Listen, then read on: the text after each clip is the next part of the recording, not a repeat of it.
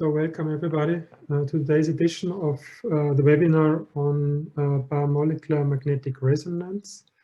So we have two exciting talks today. Both speakers agreed to recording, so we do record and upload them to the ICMRBS YouTube page. Please put in your questions into the Q&A or raise your hand to speak, and then we unmute you and you can put forward your question. Please be reminded that there's the Early Career Researcher Magnetic Resonance webinar series where we encourage you to tune in. So today we have two speakers, and the first speaker actually will be introduced by Rob Tico. But Rob had a medical appointment, so couldn't make it live, so he pre-recorded his introduction, which is my pleasure now to play.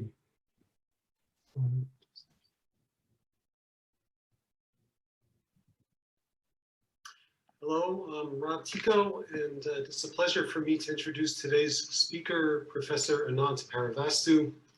I'm recording this introduction because unfortunately I have a scheduling conflict this week that will probably prevent me from joining the biomolecular magnetic resonance webinar before the beginning of Anant's presentation. So Anant is a chemical engineer by training. He received his bachelor's degree from the Massachusetts Institute of Technology in 1998, then went to the University of California at Berkeley for his PhD studies in chemical engineering. His doctoral research was in Jeff Reimer's lab at Berkeley, where Anant first became acquainted with solid-state NMR. In the Reimer lab, Anant studied the mechanism of optical pumping of nuclear spins in gallium arsenide at low temperatures, and he obtained important evidence that couplings of nuclear spins to photoexcited mobile excitons are probably important in that mechanism, as opposed to localized excitations at defect sites, which were previously believed to be the source of optical pumping in 3-5 semiconductors. So that was his PhD work. And then for reasons I don't understand, Anant then decided to join my lab at the NIH for his postdoctoral research, which began in 2004. As a postdoc, Anant acquired expertise in solid-state NMR of biomolecular systems, especially amyloid-forming peptides. Among other things, he developed a detailed molecular structural model for 40 residue amyloid beta fibrils with threefold symmetry about the fibril growth axis, which were grown in vitro. And then he carried out the first solid-state NMR studies of brain-derived amyloid fibrils in a collaboration with Steve Meredith's lab from the University of Chicago. So this work set the stage for many subsequent structural studies of brain-derived fibrils, both in my lab and in other labs, using seeded fibril growth as a method for amplifying and isotopically labeling structures that develop in human tissue. Anant also developed and demonstrated a new solid-state NMR method for frequency-selective homonuclear dipolar recoupling in uniformly labeled compounds for measurements of specific pairwise distances in many spin systems. And that method is based on alternation of magic angle spinning rotor synchronized double quantum recoupling periods with chemical shift precession periods. So this was the shift evolution assisted selective homonuclear recoupling, or SEASURE technique. So it must have been Anant who invented the SEASURE acronym, because I'm certainly not good with acronyms. Then in 2008, after his postdoctoral research, Anant took a faculty position in the Chemical and Biomedical Engineering Department of Florida State University, which is also associated with the Florida Agricultural and Mechanical University. And there he established his own research lab and was soon promoted to a tenured faculty position. In 2015, he moved from Florida State to the Georgia Institute of Technology, which is usually called Georgia Tech, where he is now an associate professor of chemical and biomolecular engineering. So Anant's work at Florida State and Georgia Tech has focused primarily on two things. One is the investigation of molecular structures of non-fibrillar oligomers that are formed by amyloid beta peptides. As all of you probably know, there is a long-standing hypothesis in Alzheimer's disease research that the primary neurotoxic species in Alzheimer's disease may be a non-fibrillar oligomeric amyloid beta assembly, not an amyloid fibril, but the precise nature of these neurotoxic oligomers has been unclear for the past 20 years. So Anant's work provides important constraints on molecular conformations and supramolecular structures within amyloid beta oligomers. A second main focus of Anant's efforts is on assemblies of designed peptides that have applications in biotechnology, for example, as drug delivery materials. Here, Anant has shown that some designed peptide assemblies have amyloid-like beta sheet-based structures, but others have qualitatively different modes of molecular self-association. I don't know which of these topics Anant will cover in his talk, but I'm sure whatever he says will be interesting and thought-provoking and probably surprising. So after this introduction from Rob, it's yours, Anant. Please go ahead. Thank you very much. I'm sharing my screen. I would like to thank the organizers for the honor of speaking with you and also the audience for listening. I'm very grateful to Rob for many things. One of them is accepting me in his lab despite not understanding why I would want to work with him. I can actually give him an answer now. I don't think I had a grand plan at the time, but now in retrospect, I would say that probably my biggest reason for wanting to work with Rob Tico is that I'm a huge fan. I'm a huge fan not only of him, but also of the field of biomolecular solid state NMR. And as an engineer, I think that's actually an important part of the process. I think the science of today will be the engineering of tomorrow, and I would like to use the innovations that come out of this field to do engineering. In fact, that I think is the spirit of today's talk. So I want to start with the concept of co-assembly. At the time I came up with this concept, I thought it was an original idea. It is not, at least not original to me. I thought it was something that did not occur in nature. That was also incorrect, but here's the concept. So if I have two peptides, A and B, then each of them should be resistant to self-assembly. So if they end up in an amyloid structure, they should not do so on their own. But if they interact with one another, let me see if I can turn on the laser pointer. So if they interact with one another, then they end up co-assembling into a nanofiber. I'm going to mention alpha helices, but most of the talk will be about beta sheets. And I wanted to engineer peptides that do not occur in nature to exhibit this behavior. I'm not going to talk about applications in this talk, but we are very much motivated by applications. So peptide co-assemblies and designer self-assemblies can be used to mimic extracellular matrices. They can also be used to make interesting nanostructures. For example, you could take a protein, say an enzyme, and immobilize it on a nanofiber matrix to create a biomaterial with specific bioactive properties. This is a collaboration that I could not have done on my own. So my lab collaborated with Greg Hudala, who actually could argue that he invented co-assembly. And he is a biomedical engineer who knows the applications.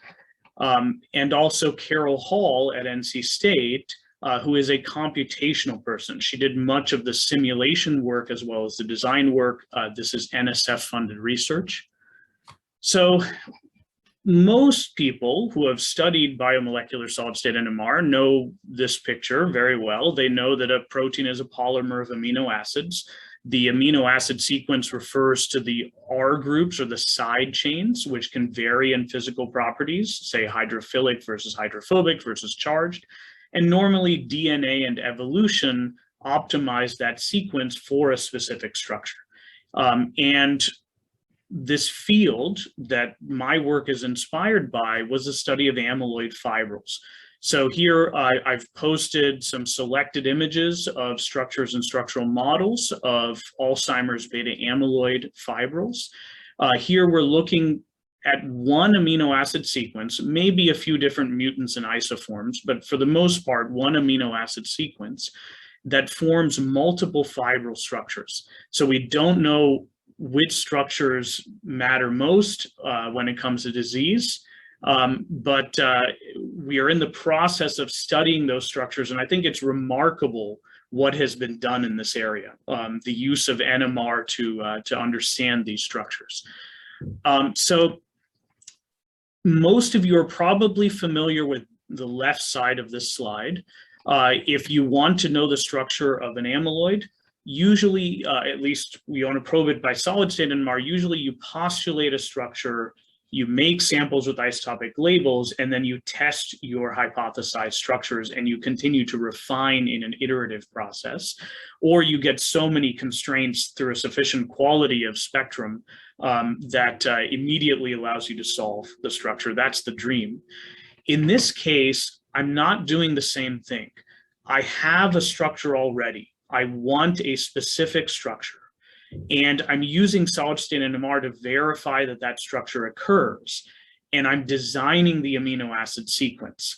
So here, it may be bad science to ignore data that don't agree with the structure you have in your head. Here, this is good engineering. So if an amino acid sequence does not form the structure we want, we can switch to a different one. And so I want to tell you about our efforts.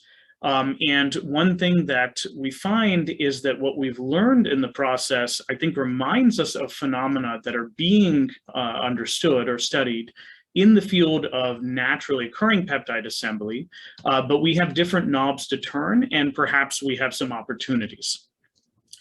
I want to warn you, though, that this talk involves about 20 different amino acid sequences. So I'm not going to go through them in detail. I'm going to talk about patterns and classes and general reasoning, but I do not mean to imply that I'm being consistent. This is more about general observations and results. So first of all, let me go back in time to the early work on nanofiber design. So this is one of the oldest peptides rationally designed. It came out of a combinatorial process in which they looked at different alternating hydrophobic, hydrophilic peptide sequences. So here you have arginine positively charged, alanine hydrophobic, aspartic acid negatively charged, and that forms a beta strand, an extended conformation with a hydrophilic interface and a hydrophobic interface. Not all peptides with this patterning will form a structure like this, but that's okay. You can do combinatorics to find one that does. And the hydrophobic interface can form the core of a nanofiber. So this is an amyloid-like structure in which the beta strands are approximately perpendicular to the fiber axis, a cross beta structure. In this case, there's actually a registry shift that creates an angle that's not exactly a right angle. But this is the basic anatomy of a self-assembled fiber. I want to note that the designers of this peptide were rather inconsiderate to NMR spectroscopists. There are only 3 amino acids in the 3 types of amino acids in the 16 amino acid peptide. And if you compare a labeled sample with 1R, 1A, and 1D labeled, the spectrum is almost perfectly aligned with the natural abundance spectrum in which you see signals from all the amino acids. And that's because the secondary structure isn't varying very much across the peptide. So this is an annoying structure to study from the NMR perspective. But of course, the designers were not thinking about NMR. So this is how you make a co-assembly out of a system like this. So you have a similar type of patterning, but then you bifurcate. So this is 2 different designs. So here you have hydrophilic Q residues alternating, and you can replace some fraction of them with charged lysines, positive lysines, or negative glutamic acids. So you now have 2 variants of the same peptide, and they resist self-assembly because they're charged, but when you put them together in solution, they co-assemble. So here's another approach. You can do it with alpha helices. So you can have a different patterning, a heptad repeat to promote an alpha helix. And then you can pattern hydrophobics and charged in order to get sort of a staggered nanofiber structure. And this comes from Deck Wolfson's group. So let me review methods very quickly. So these methods were mostly developed for the studies of naturally occurring assemblies. So these are non-crystalline, insoluble, and actually quite heterogeneous in nature. So solid-state NMR tends to be preferable over crystallography and solution NMR. We're using magic angle spinning and decoupling to narrow the lines. One technique from Schmidt-Rohr's group that is very handy for us is quantitative CP, using multiple CP periods in order to hopefully compare the relative amounts of different peptides in a co-assembly. We do RFDR, DAR 2Ds, as well as pi thirds as a carbon-carbon recoupling experiment, and REDOR. We also do a lot of biophysical measurements. So this is thioflavin fluorescence, and it shows that you have thioflavin negative. Thioflavin is an amyloid binding dye. So if you only have one peptide in solution, you have a thioflavin negative solution. If you mix them together, you have a thioflavin positive solution. We use coarse grain molecular dynamics, or at least Carol Hall's lab does, to predict when assembly will occur and what the structure may look like. And we combine all of these with things like FTIR and measurements with different proportions of our peptides in order to infer when the assembly occurs computationally and experimentally before we do NMR measurements. So this is an example of a quantitative CP. Here is a pi thirds decay showing that labeled sites on neighboring molecules are coupling. This is an FTIR spectrum showing beta sheets. So we also do design work. Carol Hall's lab does energy minimization while modifying the amino acid sequence in a scaffold that has the structure we want. Now, these methods are not perfectly predictive.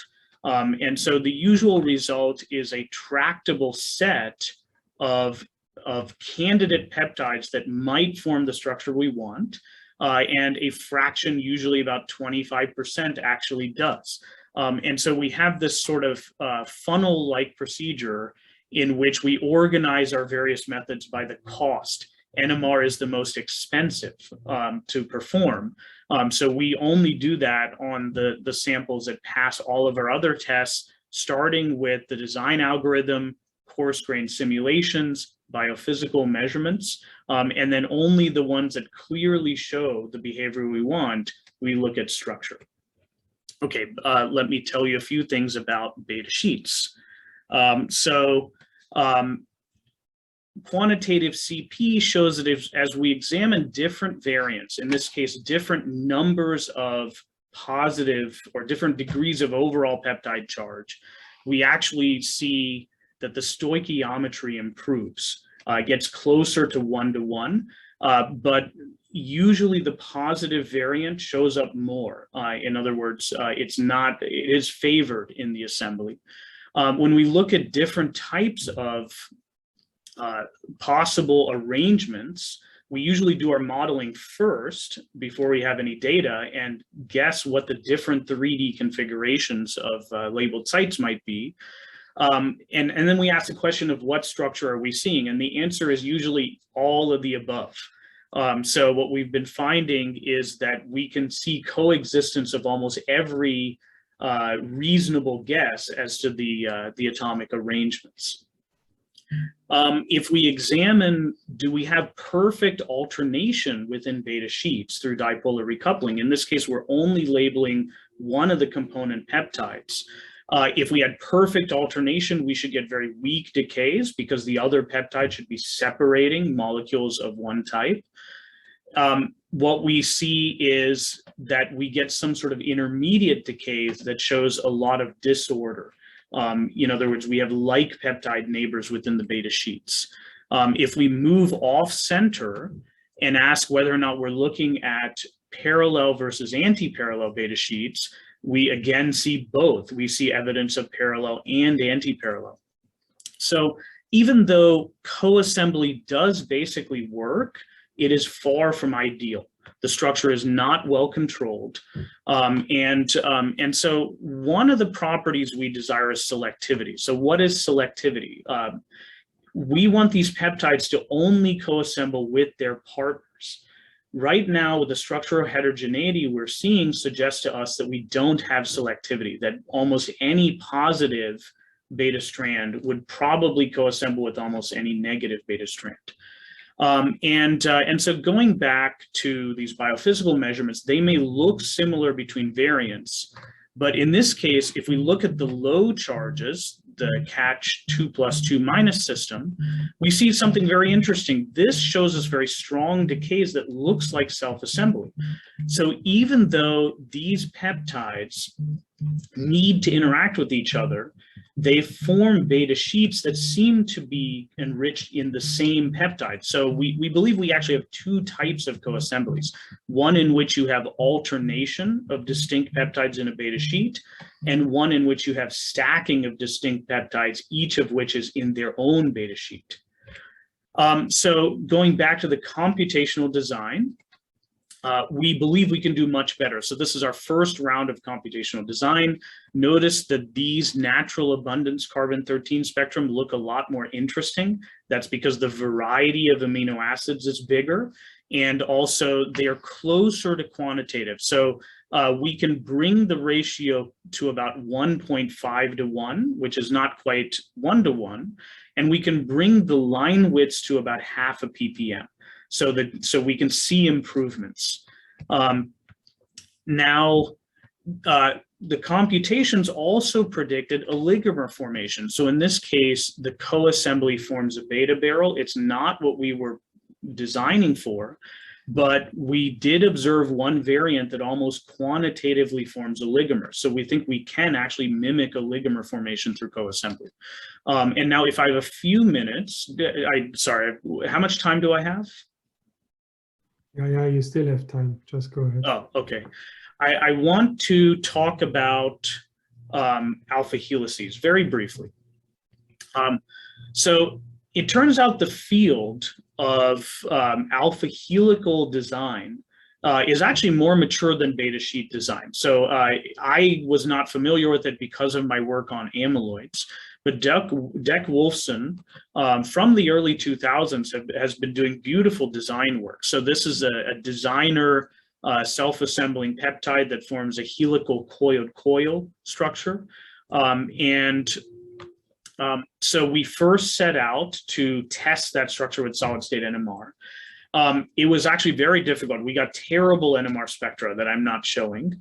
But then we learned that if we keep the sample very carefully at 4 degrees through the whole process, we have to assemble, we have to centrifuge into the rotor. If we keep it very carefully at 4 degrees, we can get very high quality NMR spectra. And that they confirm this structure, this coiled coil structure. By the way, by the time we had done this, there was a cryo-EM paper that essentially scooped us. And so here we can see DAR contacts that clearly show the interfaces as we would expect, but there's something that others have missed that NMR detected. And that is that you have to keep it at 4 degrees. If you allow it to get to room temperature or 37 degrees, the structure assembles into an alpha helix and then dramatically changes almost quantitatively into a beta sheet. So here I'm showing 2 natural abundance spectra. I would never have guessed they're from the same sample, but they were. We never even took it out of the magnet. We just raised the temperature. And the kinetics do depend on temperature. So if you go to 37 degrees C, it can be hours. You can make it more like minutes by going even higher. If you are at room temperature, it takes days, if not weeks. And we don't actually know the beta sheet structure, but we know it's interesting. So the CD curves do not look amyloid-like. The evidence so far is that each peptide is 28 residues long, and it's a linear beta strand. I have never seen a beta sheet in an amyloid that is that long. And by the way, it's a reversible transition. If you bring the temperature back down, it's slow, but it actually goes back to alpha helices. So we believe that this is not an amyloid-like mechanism to assemble a beta sheet. And for that reason, we believe it's possible to form beta sheet assemblies that actually would be different from what is accessible through an amyloid-like assembly. So let me summarize what we're finding here. So the peptide designers in the area of co-assembly have produced effective designs. However, when you look in detail at the structures, they're actually quite heterogeneous. And that's surprising because usually with designer self-assemblies, if you control the conditions well enough, you actually tend to get preferred structures. There is some polymorphism. But here we think it's actually much more fundamentally disordered. We believe we can improve things by computational design, and that's a work in progress. And unexpectedly, we believe there's actually two types of beta sheet co-assemblies, type 1 and type 2, that depend on whether or not partner peptides end up in the same beta sheet. With the alpha helical systems, although we were not the first to prove that the structure was as intended, we did discover that the structure was metastable. And we believe that this is probably applicable to other peptides, although we haven't studied that. And we think we can form interesting structures that would not have been accessible through beta strand assembly alone. I want to comment that NMR should be part of the design process. So we should design peptides to give us good resolution and good dispersion in NMR spectra, because we have the ability to choose the amino acid sequence. We believe we can achieve selectivity through improved molecular designs. I'm not sure exactly how yet. I'll ask Greg Hudala, but I believe structural transformations could also be useful. And we think we can actually get insight into oligomer formation through controlling assembly through co-assembly. So I, again, thank you for your attention, and I will leave up my acknowledgement slide. Thank you. Okay, thank you, Anant, for an interesting talk. Before I read Jeff Reimer's provocative question, maybe I can start with my solid state NMR question. You indicated that your design peptides for the beta sheet ones, A and B, you say you get a mixture.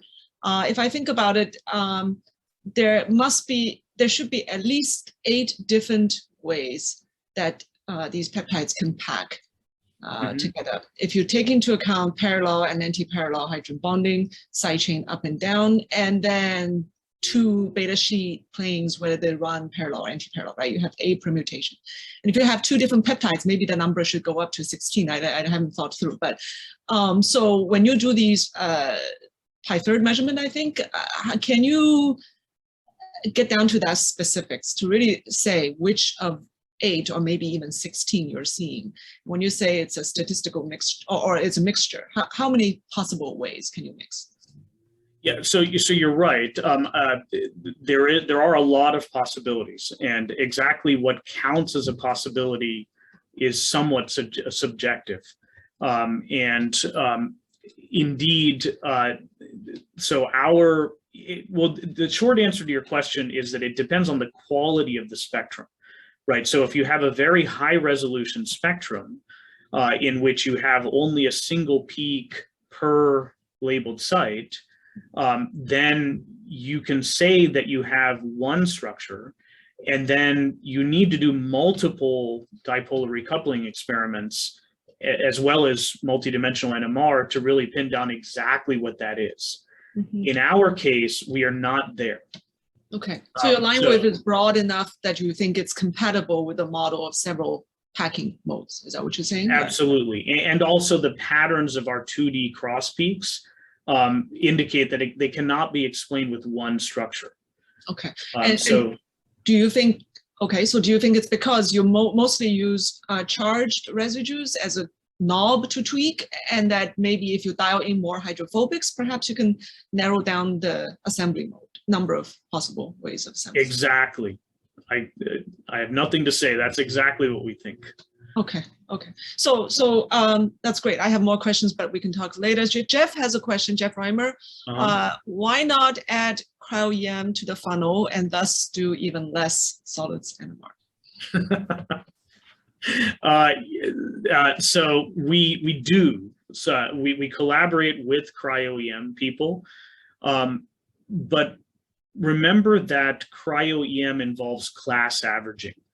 And in order to get an atomic level, a high resolution structure out of cryo-EM, you have to be able to superimpose many, many images and end up with a unique density map of atoms that corresponds to a highly specific structure.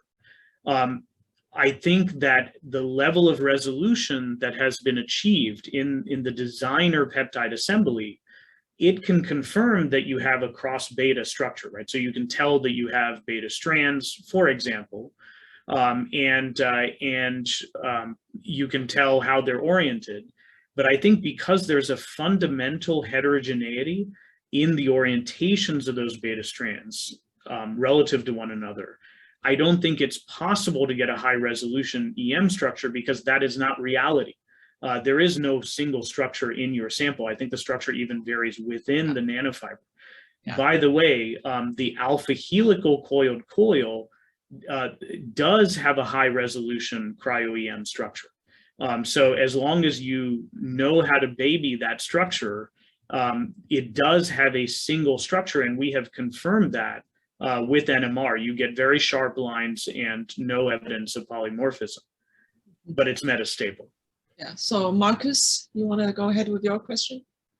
Yeah, I was wondering a little bit on which data you nailed down this difference in your amyloid structure of the linear 28 residue peptide versus canonical amyloid fibers. Is this based on FTIR, or where does this conclusion come from?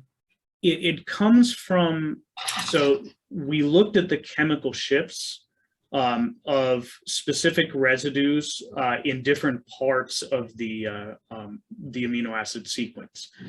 So 28 residues is 4 heptad repeats. I think 28 divided by 7 is 4. And I sure hope it is. So we can actually look at natural abundance signals as well as specific labeled sites. And just examine whether or not the chemical shifts overlap as you move across the amino acid sequence. And I don't think we have strong evidence. We think it's a linear beta strand. We see no evidence of any alpha helical or non-beta structure in our chemical shifts. But we have not studied it enough to really say that we really stand by that argument. And if I may ask a second one, I mean, you showed this beta barrels, which you found by chance, I guess. I mean, it reminds me a lot of these oligomer structures which were proposed for neurotoxic peptides, such as amyloid beta, right, by Eisenberg and so on. So, do these assemblies or these oligomers, are they toxic to neurons, or? We have not tested that. That's a good question. But that is exactly the kind of thing we're interested in.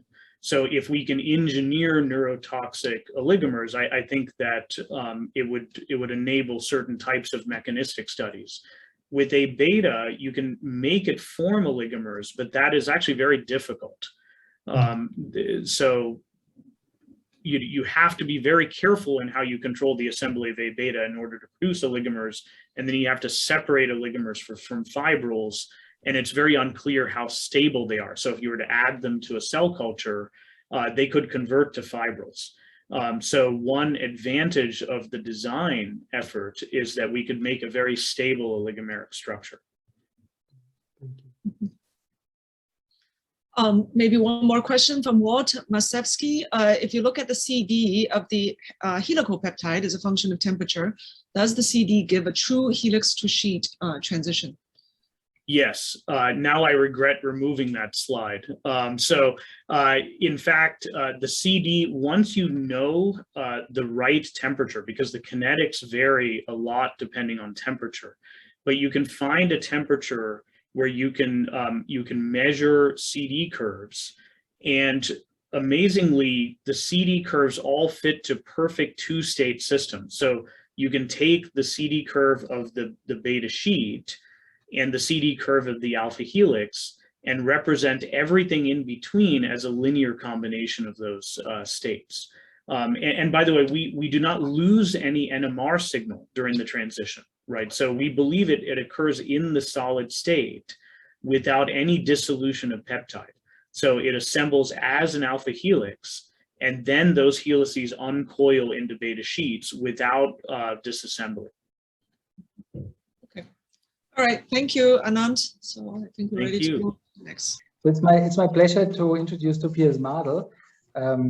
Special pleasure. So he's currently associate professor at the Medical University in Graz, and he studied chemistry and physics in Graz. Also, he got his PhD with Klaus Zanger in 2007, where he had developed NMR methods using lanthanide metals and actually made a nice paper to use solvent PREs, so paramagnetic effects, to probe the insertion of helices in membranes. And then soon after that, he joined my group in Munich, and this was at a time when we just moved from Heidelberg to Munich. So he had the pleasure to help us building up the lab, and I really, I'm grateful for that because he helped a lot. And I appreciated his really great NMR knowledge, and he was super productive in the time. I think there were altogether maybe something like 15 publications that we produced together, and he brought solvent PREs to the lab. And I think one pioneering endeavor, he prepared a structural model of 150 kilodalton nuclear export complex, also validated with solvent PREs. So then he went for a postdoc to the University of Utrecht, worked with Rolf Boelens, and there he explored the domain of IDPs, which I think many of us like and are very much interested. And he made some nice, produced some nice data there, studying of the role of IDPs in cancer-related pathways. And that's something that kept him then also busy in his research that he does now. But before he moved back to Graz, he actually moved back to Munich, where he started his own lab, funded by a competitive Eminöter grant and a Bavarian Biosysnet grant, where he then started his research. And you'll hear more about this. I'll also say a few more comments about this. But he also managed to acquire his own benchtop SAX instrument. So NMR, I think, is his first love, and his second love is small angle X-ray scattering. And he didn't know that I also had applied for an instrument, and so in the end we had two. But okay, keep this for yourself. Anyways, so there he started to further develop solvent PE cells as tools, integrated them in Rosetta to do structure calculations with this. And in general, he combines NMR, small angle scattering, other techniques to look at these challenging large complexes with lots of intrinsically disordered regions. And that's what he's doing now also in his lab when he moved back to Graz in 2015.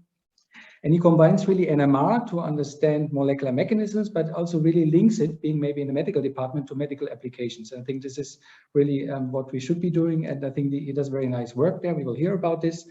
I should say he's a visiting professor also at the Chinese Academy of Science Institute in Xiamen in Fujian. He's very productive. I mentioned this. He has more than 100 publications. He got prizes, PhD prize for his summa cum laude PhD. He got an EMBO fellowship, science awards of the Austrian Chemical Society, and he funded his research with, I mentioned, Eminöter and other grants. But maybe the most important part of the introduction is his traits, personal traits, and the dirty secrets that maybe people don't know. I have a couple of them. So I think he's a very super nice and friendly person, and those who know him appreciate this. He's a great colleague, collaborative, helpful, very reliable. But then one issue that he has, I think no hairdresser benefits from him because he has a favor for special hairstyles, and I think you see a little bit of that. Sometimes something between Beethoven and Doc Brown, I think, from Back to the Future, but not sure what the real reason is.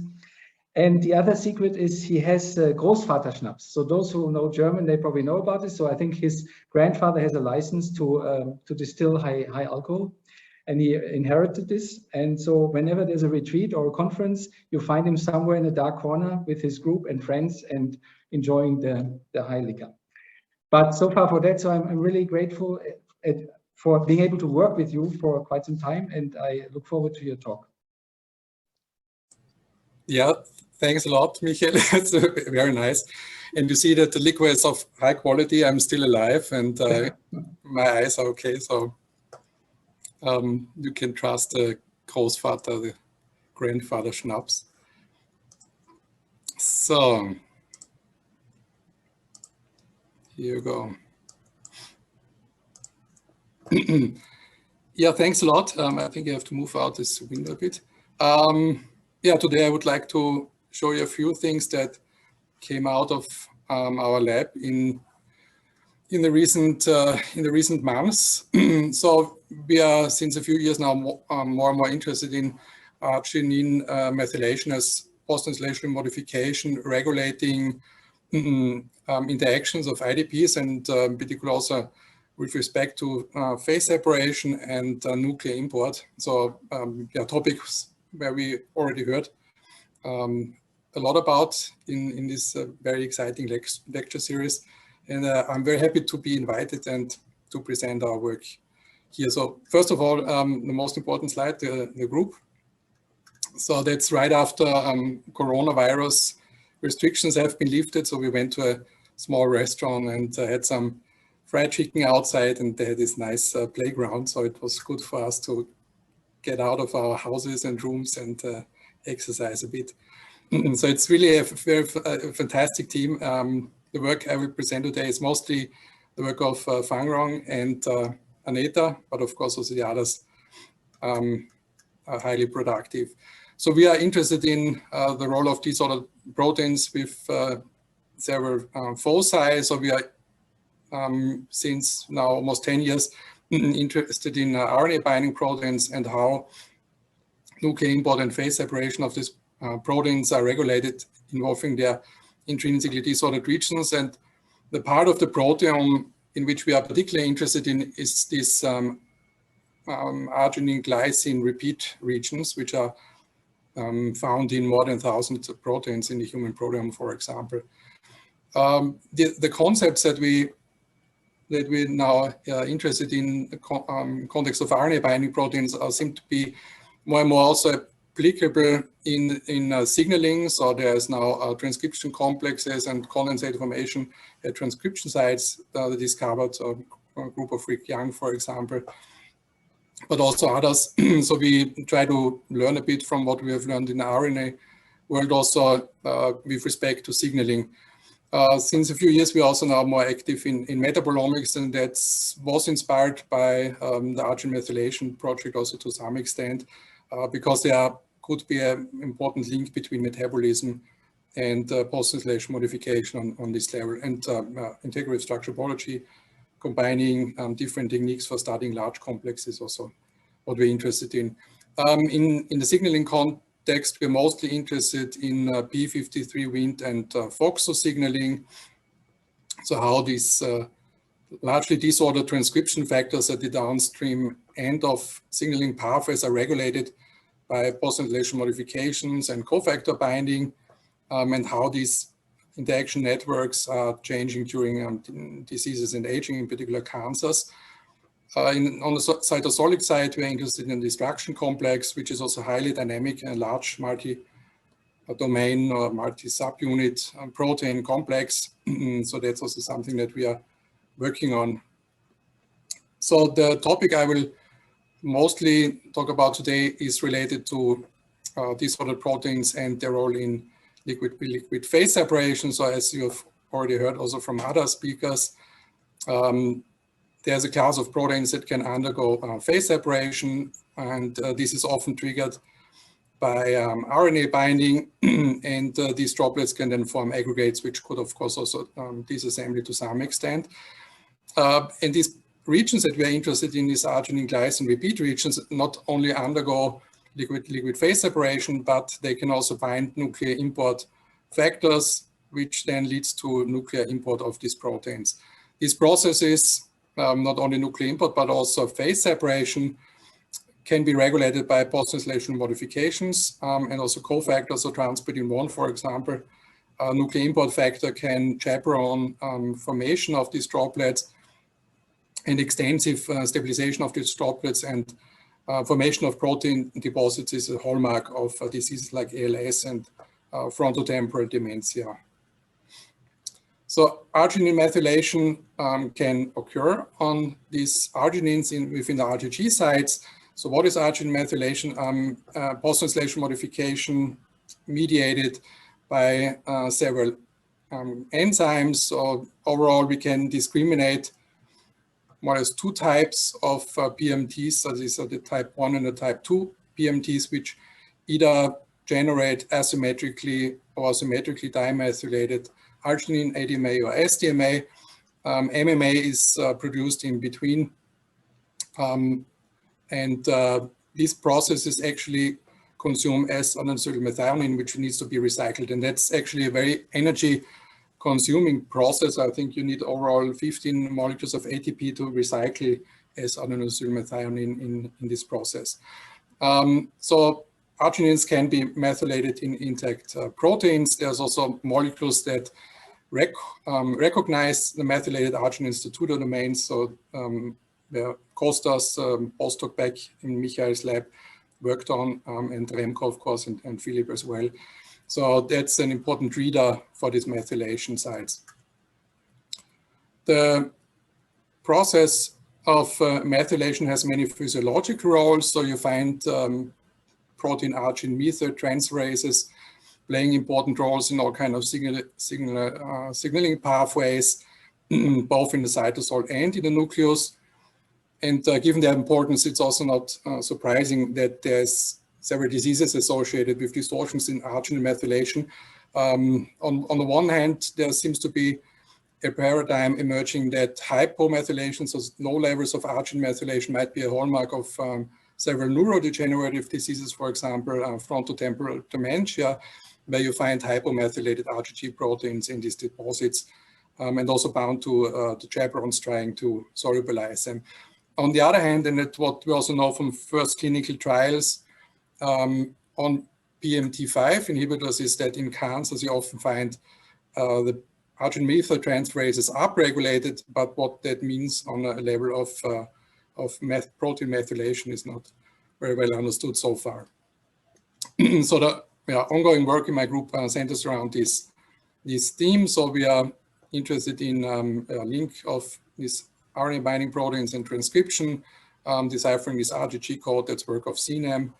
Then a new nuclear import pathway, transport 3, that Kishon is working on.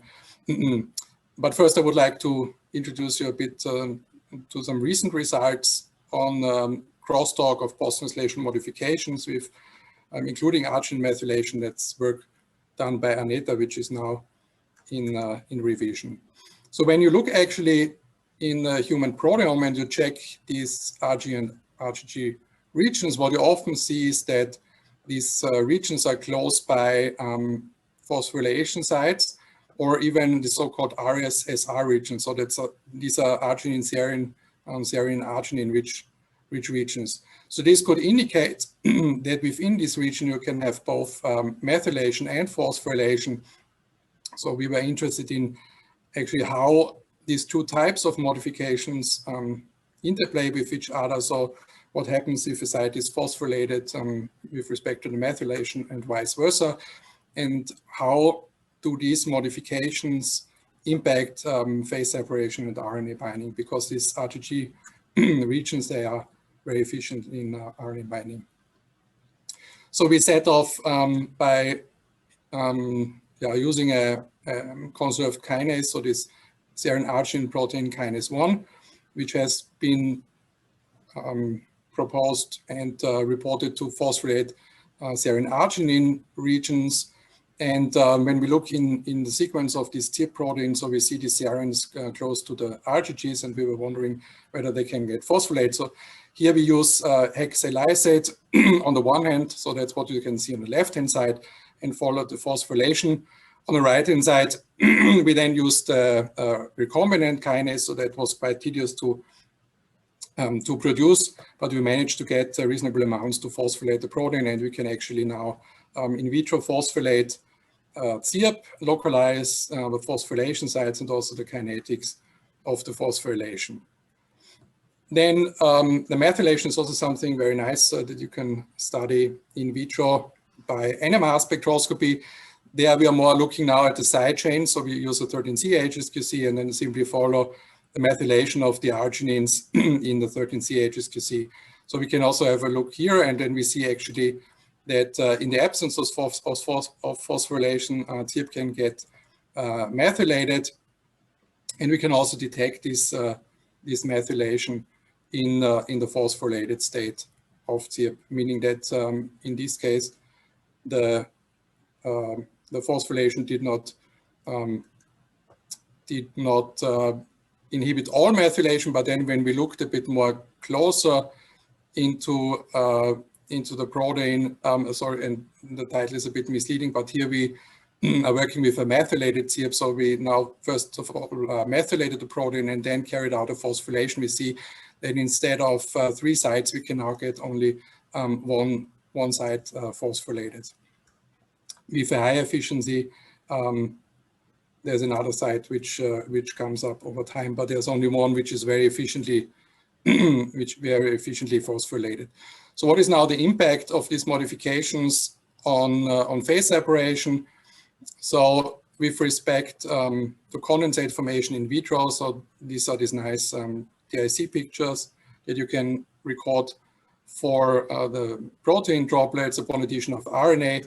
So what we see here actually is that phosphorylation of just a few sites very efficiently blocks the liquid-liquid phase separation of TIP.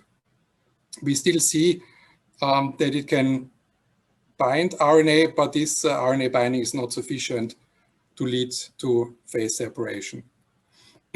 What does it mean then in a cellular context? So typical condensates inside a cell are so-called stress granules, and here we looked at stress granule recruitment of phosphorylated TIP in cells. So we can see here that whereas the non-phosphorylated protein very efficiently localizes to stress granules, the phosphorylated protein does not. So phosphorylation very efficiently blocks stress granule recruitment in cells, which is also in line with the in vitro data that we got. So now we can put up this model. So there's now several routes towards inhibition of phase separation, we think. So one is the methylation, which we have shown previously to block phase separation, and the other one is the phosphorylation. So why do we have these two redundant effects now of methylation and phosphorylation? And what we think is that this is an important mechanism because in cells the argine methylation is so far considered a very stable modification. So there's no efficient demethylase removing the methylation from the arginines. So that's more like an endpoint modification. So you would have to produce new protein in order to get rid of the methylation sites. Whereas the phosphorylation is a modification that can easily be removed by phosphatases, for example. So if you need an easily and quickly switchable protein in terms of phase separation, then probably the phosphorylation is a good modification.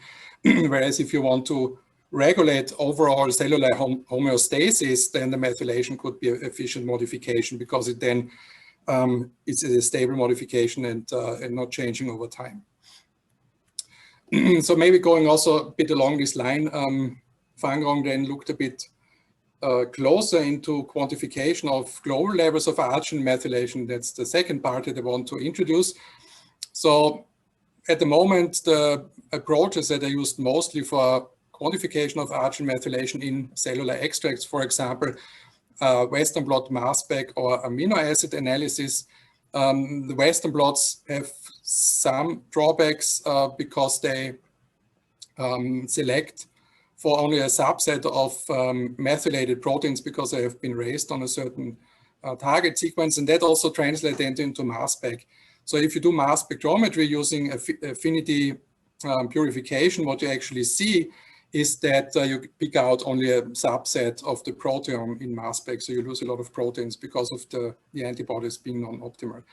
Amino acid analysis, that's used mostly for serum, and we were inspired actually by this part here and set up an NMR-based approach address questions around arginine methylation. So what are the global levels? How much arginine methylation do we have actually inside a cell? How is the methylation regulated? How is it changing in diseases, and what are the dynamics of the methylation?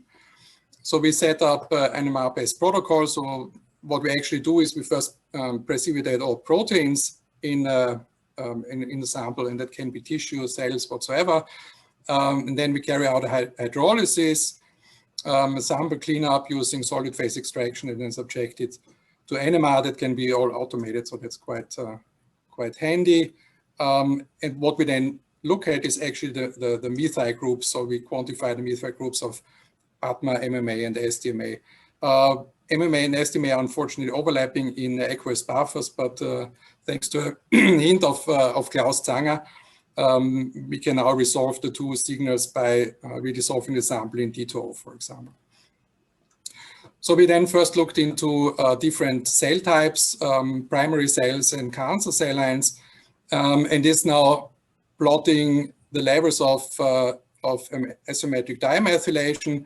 So we see actually that we have a very nice relationship of methylation and disease. So on the left-hand side, we see the non-cancerogenic cells, for example, fibroblast. And on the right-hand side, we have a 375 cancer cell line. So what we can actually also see here is that in such a bulk cell, up to 3% of all arginines are symmetrically dimethylated, which is really an enormous amount if you consider the energy that the cell has to spend on arginine methylation. We see the same trend for symmetric dimethylated arginine, but overall the levels of SDMA are only 10% approximately of that of ADMA. So this is also in line with a recent publication that was deposited to bioRxiv. We can also do subcellular fractionation and then look in methylation levels in the cytosol and in the nucleus. In the nucleus, of course, you have histones and probably higher methylation levels, and that's indeed what we find. So we see that in a nuclear fraction, chromatin fraction, we have around 6% of all arginines methylated. So that's even higher level, but the cytoplasm contains also high levels of methylation. So it's both for ADMA and SDMA, indicating that's a highly abundant methylation. Using our protocol, we can then also study what's the impact of enzyme inhibition or inhibition of these PEMTs, protein arginine methyltransferases. And we see actually that there's, and that's in line with literature data, that there's inhibitors that inhibit mostly ADMA and some inhibitors that are inhibiting SDMA. And then when we combine the inhibitors, we see actually a very strong reduction of methylation. So for this subset, it even seemed that you can increase the methylation levels by inhibiting ADMA formation. So the SDMA levels go up if you inhibit ADMA formation. You can also look at or study the link between metabolism and methylation. So methionine is a very obvious metabolite because as adenosine the donor for the methylation is produced from methionine, which is an essential amino acid. So if you deplete methionine, you have a very strong increase in methylation levels. Glycine addition or supplementation has been proposed to block methylation, but we could not confirm this in our studies. So the idea is there to block the serine to glycine conversion, which donates the C1 building block for S-adenosine methionine recycling. So we are now looking into more metabolites and more regulators around these central pathways. We can also look at changes of methylation during differentiation of colon organoids. So we see actually that the methylation changes over differentiation, and this is also accompanied by the changes in the expression levels of the protein arginine methyltransferases, which we can see here from the single-cell RNA sequencing of colon organoids. What is also interesting is that that methylation levels change in vivo in tissue during aging. So we took mice of different age and then quantified methylation levels in different tissues. And we see that, besides the finding that ADMA levels did not change in most tissues, that the spleen actually shows a very strong reduction in ADMA levels. And that's also an organ which ages quite strongly. It's a host of immune cells, accumulates a lot of senescent cells during aging, so there might be a link between methylation and senescence, which we are now further exploring. With respect to SDMA, we see changes inside the brain, which could be important for the neurodegenerative phenotype that you see in certain neurodegenerative diseases. However, when we check the expression levels of the PMTs, we didn't see any correlations, which means that you really have to quantify at the downstream end the levels of methylation, and it's not enough to do RNA sequencing or qPCR or something like that on the tissues. The nice thing with NMR is that you can even look at the dynamics of methylation. So here we first removed methylation, then removed ADOX, which is a general methylation inhibitor, and then looked at remethylation. And what we can get here is the kinetics of the remethylation. So we have about half of all arginines remethylated in a bit more than 10 hours. We can also look at the process of demethylation, which is highly disputed in literature at the moment. So there's no convincing report that there is a demethylase existing. So we are expecting that if there was a demethylase, that we would see a rapid decrease of the methylation, but in fact, it's not what we see here. So probably this turnover that we have here is due to protein degradation or a very inefficient process of demethylation.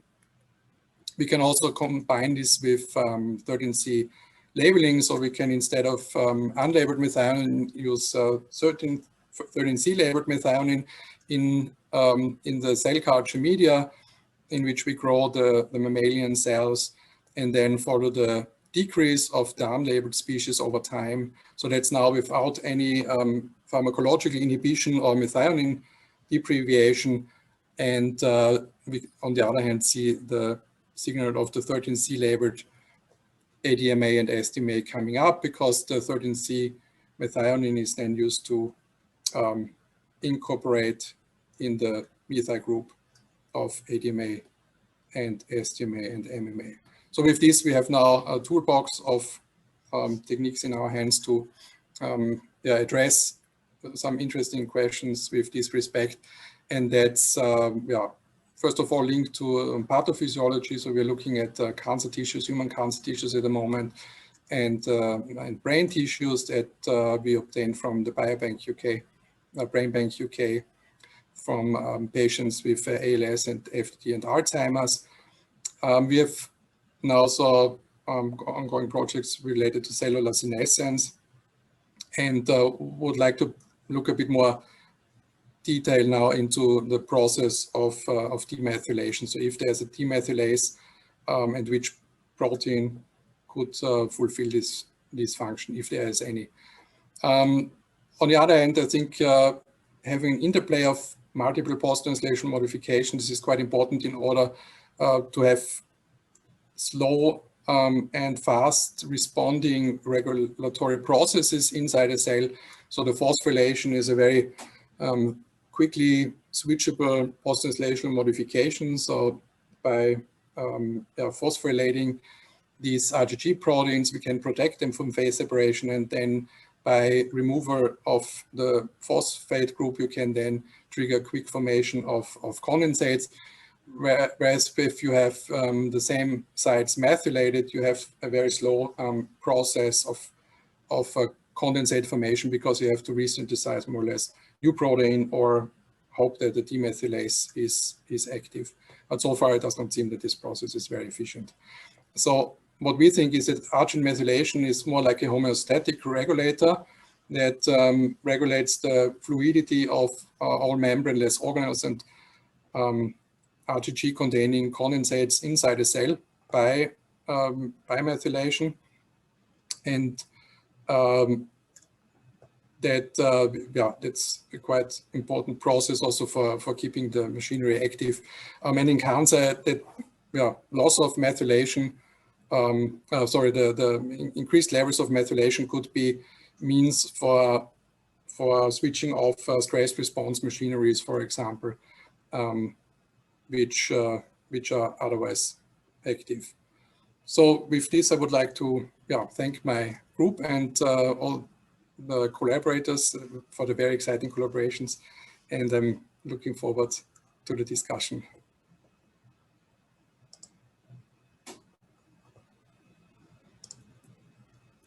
So, Michael, can you handle the Q&A also?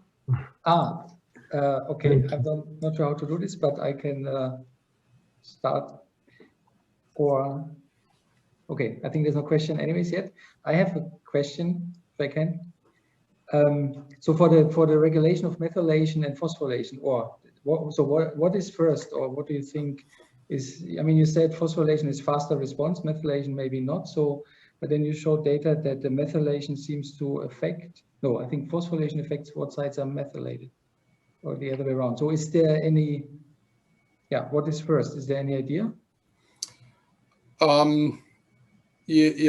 What we see is that the phosphorylation is more efficient, so it's faster. The methyl transferases are a bit slower, so just looking at the kinetics of the modifications, I would say the phosphorylation is faster, but of course it depends on the signaling state, so whether the SAPK1 is expressed and active. And is this known, or can you look at this? What are the expression profiles of the methyl transferases and the kinase? Yeah, so this is something sure that we can have a look at. So the PMTs, they are ubiquitously expressed, so you can find them in all tissues, more or less. Not all of them in all tissues, but PMT1, for example, that's highly abundant. But it's a bit lazy kinase. And on the other hand, it's also not very well understood what other factors regulate PMTs, for example. So there's some potential regulators of PMTs. So that would regulate PMT activity by binding to the methyltransferase, but it's also not really well understood. Markus, then? So I was wondering, I mean, for example, for phosphorylation, right? There are examples in the literature where phosphorylation promotes phase separation, and other examples where it inhibits phase separation. So are there any examples there where arginine methylation promotes phase separation? Yeah, I think it might be relevant with respect to p-bodies where you have TUDA domains. So where binding to a TUDA domain could be required to form the network, but I think that's not clear yet. So in our hands, the methylation always blocks RNA binding and phase separation. The same with the phosphorylation, but of course there might also be heterotypic interactions between phosphorylated proteins and RGG proteins, where then maybe the phosphorylation would enhance the condensate formation. But in the homotypic interactions, we have seen that the phosphorylation blocks the phase separation. If I may follow up there, I mean, can you overcome this inhibitory effect by, for example, increasing or decreasing the RNA concentration to sort of get charge neutrality again back in the phosphorylated or methylated protein? So with the methylated versions, we could never form any condensates, even if we go up. That was not possible. With the phosphorylation and the concentration ranges that we can handle in the assays, we also were not successful in forming any condensates. Yeah. But of course, with the RGG proteins, you see this nice behavior. So you have condensate formation at higher concentrations, you have dissociation again, so a dynamic range. Yeah, thank you. Christian, maybe, and then I read the questions on the Q&A. I'll go ahead first with the question from the Q&A, and then I. Okay.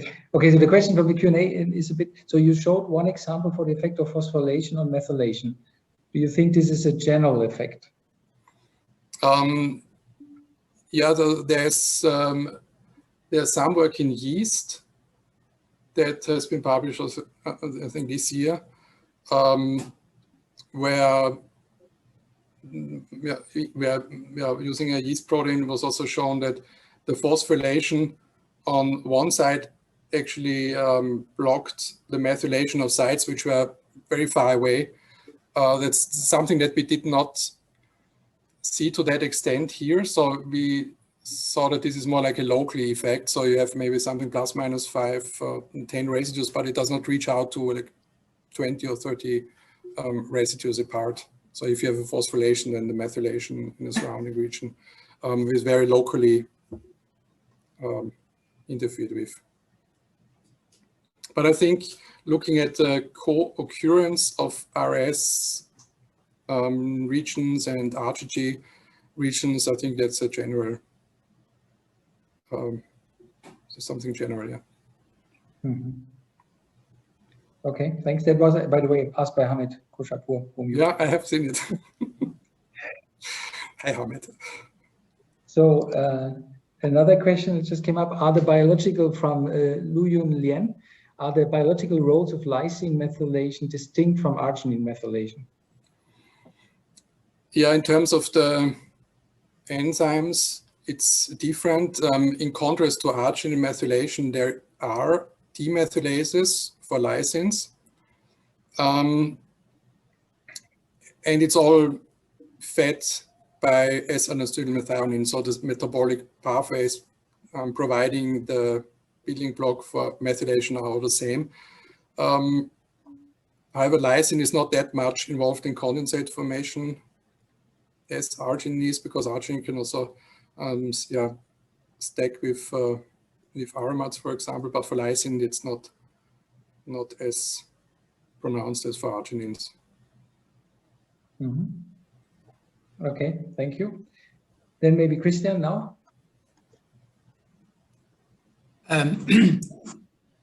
I understand that the methylation of an arginine, when there is specific recognition by a protein or so, could change affinities quite a bit.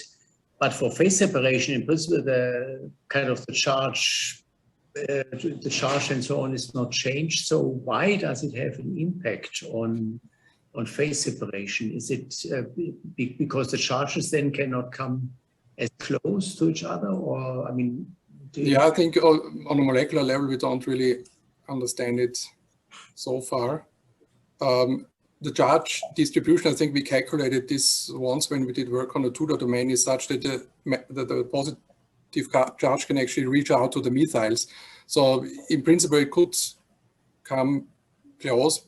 Of course, there's the protons there as well, but it's not clear yet on a molecular basis. I'm not aware that anyone tried to calculate it or to MD, for example, on such an detection to check what is going on.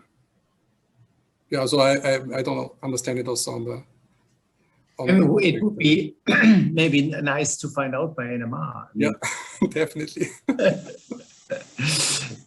I mean, the only reason I could imagine is that maybe the charges that want to come close to each other also cannot approach each other as closely anymore, and therefore the interaction is less. Yeah. Yeah, the guanidinium head group, if it's unmethylated, is a bit more naked, of course, than the methylated version. So there could be. And can the methylated version still form hydrogen bonds with the bases, which the unmethylated does, and which is very important for the interaction? Yeah, I don't know. Well, sure. I mean, there's still the other proton is still there. I mean, unless it's a pentamethylation or something like that. But it's one methyl group, right? Yes, two methyl groups, either on the same nitrogen or on two different nitrogens.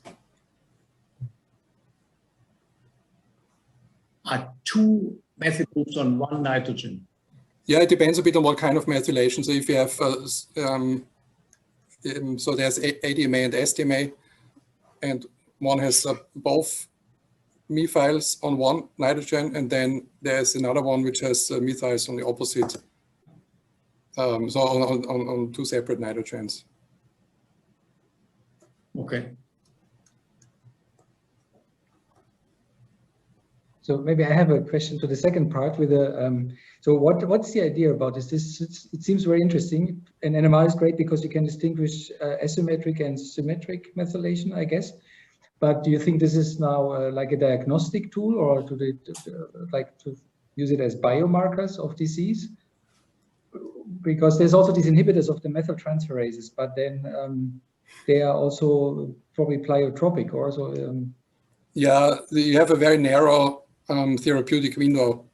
So you can use that in combination with other drugs, but you have to be very careful with the concentration because there's also physiological role, and you need, for example, stem cell differentiation in the intestine, something that you don't want to interfere with.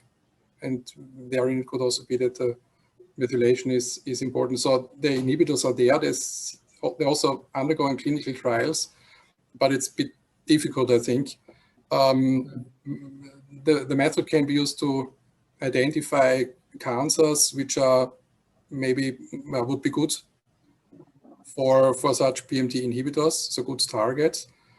But we're also more interested in the link to metabolism, because you can also think of changing the diet and seeing that the methionine has such a huge impact. That's quite interesting also with respect to yeah, let's say also aging and age-related cancers and nutrition and this kind of aspects. But then, so if you would use this as a diagnostic tool in the clinics, is that the idea? And is it competitive there in terms of cost and speed and material needed? And will Bruker be happy to sell lots of NMR machines now? Yeah, well, at the moment it's mostly for research. I think it's not something that we would use like in a daily routine. But if you have a biopsy, then it makes sense, I think, to look at the tumor and whether that could be a good strategy to treat that patient with a PMT inhibitor, for example. Mm-hmm. In particular, because the expression profiles are not very, not a good marker for the methylation in the end. Mm-hmm. On the other hand, you have to be maybe also a bit careful, because in neurodegenerative diseases, it seems that low methylation is promoting formation of these inclusions. So you also don't want to have a strong decrease of methylation in the brain, for example. But we are more interested in the mechanistic roles, the link to metabolism and global regulation of phase separation by methylation. Okay, thank you. I don't know, I don't see more questions, but